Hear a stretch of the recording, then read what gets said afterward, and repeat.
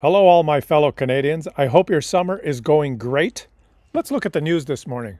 Coffee prices keep surging, and it's likely to get worse. Coffee prices spiked 14.5% in July from a year ago, inflation data shows.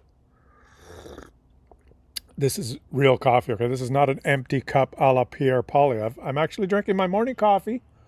And I'm out at the cottage outside recording here. It's the morning. This particular coffee is, I bought it on the West Coast.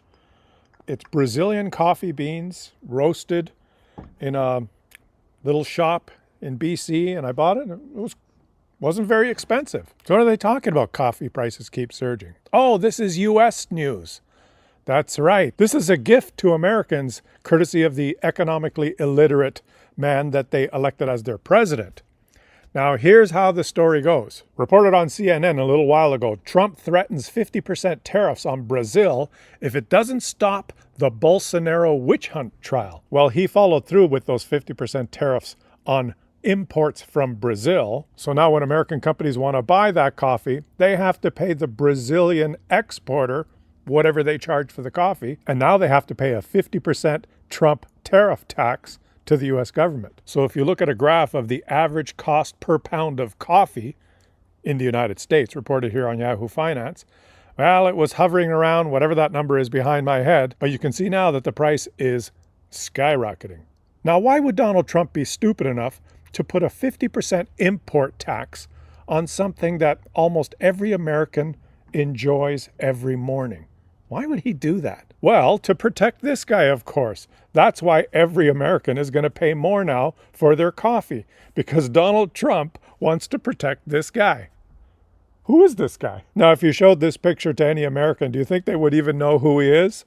But the irony here is that Donald Trump, because he wants to protect this guy, has put an import tax on something that every American enjoys every morning. So Americans now are going to pay more for their coffee because of this guy. Well, actually not this guy, because of Donald Trump. But Donald Trump is doing it because of this guy. And the story is, as reported here on Al Jazeera, this guy, his name is Bolsonaro. He's the ex-president of Brazil, and he was under investigation and went through a trial. And now, as reported here, the verdict sentencing in a coup trial for Brazil's Bolsonaro is set for September. Supreme Court will rule on ex-president's fate in case dividing the nation that could result in a lengthy prison term. Donald Trump wants to keep this guy out of prison, so he's making Americans pay more for their morning coffee. Let me read you some of the particulars because it's quite entertaining.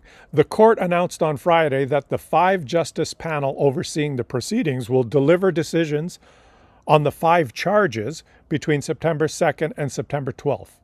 A coup conviction carries a sentence of up to 12 years. Bolsonaro, under house arrest since August, is accused of orchestrating a plot to cling to power after losing the 2022 presidential election to Luiz Inácio Lula da Silva. He denies the allegations. Prosecutors allege Bolsonaro led a criminal organization that sought to overturn the election results. The case includes accusations that the plot involved plans to kill Lula and Supreme Court Justice Alexandre de Moraes, who is presiding over the trial now. They have presented messages, handwritten notes, and other materials they say document the conspiracy. Of course, defense lawyers say that no coup attempt was carried out and that Bolsonaro allowed the presidential handover to take place, undermining claims he tried to block it. But here's where it gets interesting. Here's where it gets juicy. Separately, right-wing Brazilian lawmaker Eduardo Bolsonaro, that's the son of the President Bolsonaro who's awaiting his sentencing. The younger Bolsonaro had been vocal in defending his father and calling for sanctions on his own country following his father's alleged coup attempt. His son said on Friday that he met with U.S. Treasury Secretary Scott Bessent this week as part of his campaign to secure sanctions against officials linked to the trial of his father. So Donald Trump obliged and set 50% tariffs on imports from Brazil. So now those tariffs have just kicked in, and the price of coffee in the United States is expected to skyrocket because importing coffee and selling coffee beans is a small margin business. And coffee shops that buy coffee and sell brewed coffee, that's a small margin business. And they can't absorb a 50% tax on that product. So Americans, get ready to pay a lot more for your coffee because your president wants to protect this guy. You can't make this crap up. This is what happens when you elect an economic illiterate. And so what's Donald Trump's plan here? He's going to make coffee cost so much more in the United States that I guess Americans are going to have to cut back on their coffee. You know what happens when you don't have your coffee in the morning, right? You just don't feel right and you feel grumpy. Maybe that's what those hats mean. Those hats they wear, MAGA, make Americans grumpy again. I guess that's the plan. It's the most entertaining, convoluted screw-up that's so much fun to share with you because, of course, in Canada, we don't have tariffs on Brazil, so our coffee is still cheap. And I know, I'm drinking my coffee out of a teacup. I know.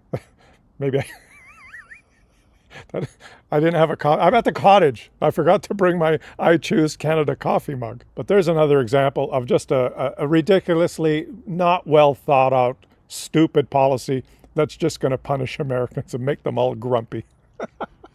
And you know what? I'm going to enjoy the rest of my day. And later, for dinner, I'm going to have a barbecue. And I might enjoy a small glass of wine with my dinner. And the wine I'm going to have is from British Columbia. I certainly won't be having any wine that comes from the United States. Now, here's an example of a very smart policy. Reported here on the Rob Report, U.S. wine exports to Canada have plummeted 97%.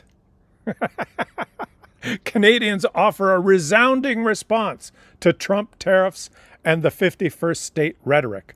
Well done, Canadians. Now that's an intelligent response. And here's a graph that will make Canadians proud. The monthly U.S. wine exports to Canada, chugging along pretty steady for decades. Look at the end of the graph there. 97% drop. And if you don't think this is going to hurt the U.S., the primary export market for U.S. wine is Canada. In 2024, Canada accounted for the largest share of U.S. wine exports, with retail sales exceeding $1.1 billion. Subtract 97% from that figure now. In 2024, Canada was a significant market for U.S. wine exports, accounting for roughly 1/3 of the total value. And this is the same for spirits and all different kinds of alcohol. And Donald Trump, his rhetoric, has just basically kissed goodbye 1/3 of the U.S. export market for wine and spirits. And all I can say is BC wine, Ontario wine, they sure taste good. So have a fantastic rest of your day and enjoy the rest of your summer, all my fellow Canadians. And for you Americans that are watching, you may want to look up who this guy is and read up on him, because every morning when you go have your coffee, you can feel really good that you're paying more to help him out. He's your best friend now. He's Donald Trump's best friend, I guess, and you're going to pay for it. Trump's tariff tax hits again. Leave some comments in the comment section, guys. A little bit of a fun video for you all this morning. Subscribe to the channel if you're enjoying the content. If you want to support my work in this channel on a monthly basis, click the join button and become a channel member. Have a great rest of your day, and I will catch you all on the next one.